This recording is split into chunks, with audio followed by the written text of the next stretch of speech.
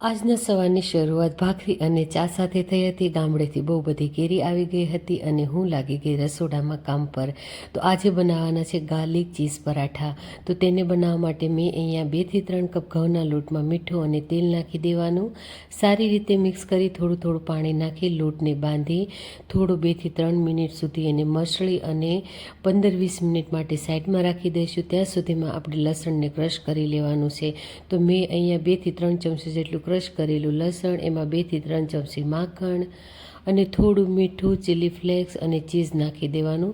તો ચીઝને આવી રીતે ખમણી નાખવાનું અને બધું સારી રીતે મિક્સ કરી દેવાનું. માખણ થોડું ફ્રીજમાં હતું ને તો મિક્સ કરવામાં થોડીક વધારે આપણને તકલીફ લાગે, પણ જો માખણ એકદમ થોડું પીગળી જાય ને પછી એકદમ પેસ્ટ છે ને એકદમ ક્રીમી બની જાય.